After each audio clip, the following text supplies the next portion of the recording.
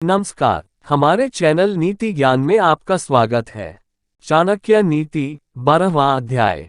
वह गृहस्थ भगवान की कृपा को पा चुका है जिसके घर में आनंददायी वातावरण है, जिसके बच्चे गुणी है, जिसकी पत्नी मधुर वाणी बोलती है, सके पास अपनी जरूरतें पूरा करने के लिए पर्याप्त धन है, जो अपनी पत्नी से सुखपूर्ण संबंध रखता है, जिसके नौकर उसका कहा मानते हैं, जिसके घर में मेहमान का स्वागत किया जाता है, जिसके घर में मंगलदायी भगवान की पूजा रोज की जाती है, जहां स्वाद भरा भोजन और पान किया जाता है, जिसे भगवान के भक्तों की संगति में आनंद आता है, जो एक संकट का सामना करने वाले ब्राह्मण को भक्ति भाव से अल्प दान देता है, उसे बदले में विपुल लाभ होता है।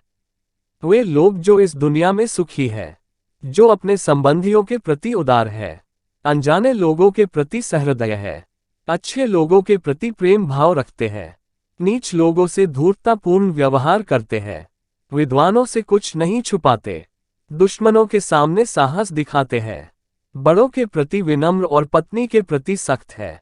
अरे लोमड़ी, उस व्यक्ति के शरीर को तुरंत छोड़ दे जिसके हाथों ने कोई दान नहीं दिया, जिसके कानों ने कोई विद्या ग्रहण नहीं की, जिसके आंखों ने भगवान का सच्चा भक्त नहीं देखा, जिसके पांव कभी तीर्थ क्षेत्रों में नहीं गए, जिसने अधर्म के मार्ग से कमाए हुए धन से अपना पेट भरा और जिसने बिना मतलब ही अपना सर ऊंचा उठा रखा है। अरे लोमड़ी, उसे मत खा, नहीं तो तू दूषित हो जाएगी। धिक्कार है उन्हें जिन्हें भगवान श्री कृष्ण जो मां यशोदा के लाडले हैं, उनके चरण कमलों में कोई भक्ति नहीं। मृदंग की ध्वनि ध तम धिक्तम करके ऐसे लोगों का धिक्कार करती है। बसंत ऋतु क्या करेगी यदि बांस पर पत्ते नहीं आते? सूर्य का क्या दोष यदि उल्लू दिन में देख नहीं सकता? बादलों का क्या दोष यदि बारिश की बूंदें चातक पक्षी की चोंच में नहीं गिरती? उसे कोई कैसे बदल सकता है जो किसी के मूल में है? एक दुष्ट के मन में सद्गुणों का उदय हो सकता है यदि वह एक भक्त से सत्संग करता है, लेकिन दुष्ट का संग करने से भक्त दूषित नहीं होता।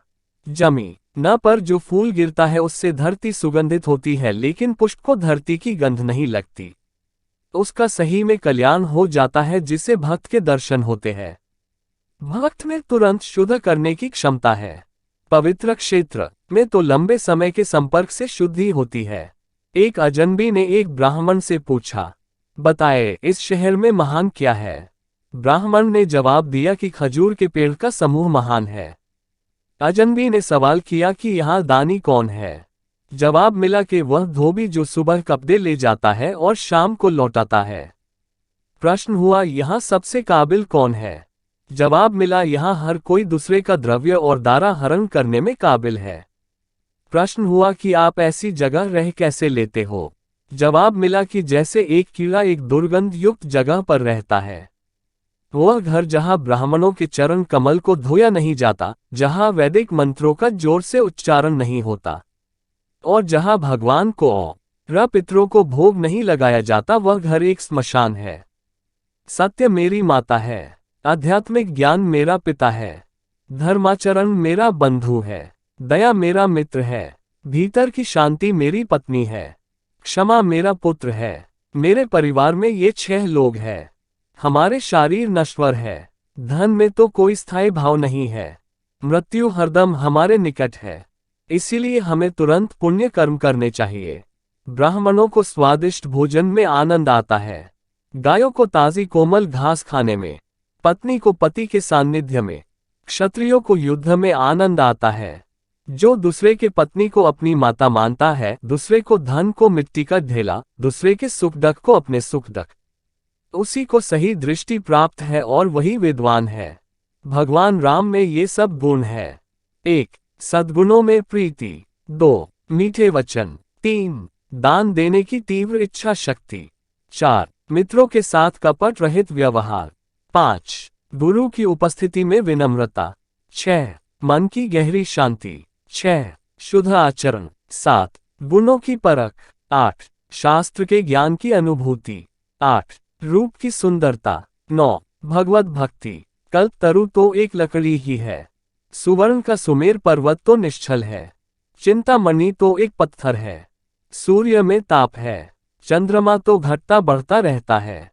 अमर्याद समुद्र तो खारा है। कामदेव का तो शरीर ही जल गया। महाराज बलि तो राक्षस कुल में पैदा हुए। कामधेनु तो पशु ही है। भगवान राम के समान कौन है? विद्या सफर में हमारा मित्र है। पत्नी घर पर मित्र है। औषधि रुग्ण व्यक्ति की मित्र है। मरते वक्त तो पुण्य कर्म ही मित्र है। राज परिवारों से शिष्टाचार सीखे। पंडितों से बोलने की कला सीखे। जुआरियों से झूठ बोलना सीखे। एक औरत से छल सीखे। बिना सोचे समझे खर्च करने वाला नटखट बच्चा जिसे अपना घर नहीं, झगड़े पर आमदा आदमी, अपनी पत्नी को दुर्लक्षित करने वाला जो अपने आचरण पर ध्यान नहीं देता है, ये सब लोग जल्दी ही बर्बाद हो जाएंगे। एक विद्वान व्यक्ति ने अपने भोजन की चिंता नहीं करनी चाहिए। उसे सिर्फ अपने धर्म को निभाने की चिंता होनी चाहिए। हर व्यक्ति का भोजन पर जन्म से ही अधिकार है। जिसे दौलत, अनाज और विद्या अर्जित करने में और भोजन करने में शर्म नहीं आती वह सुखी रहता है। बूंद बूंद से सागर बनता है। इसी तरह बूंद बूंद से ज्ञान, गुण और संपत्ति प्राप्त होते हैं। जो व्यक्ति अपने बुढ़ापे में भी मूर्ख है वह सचमुच ही मूर्ख है। उसी प्रकार जिस प्रकार इंद्र वरुण का फल कितना भी पके मीठा नहीं होता। धर्म, नीति, ज्ञान के बारे में जानने के लिए हमारा चैनल सब्सक्राइब करें। जय हिंद।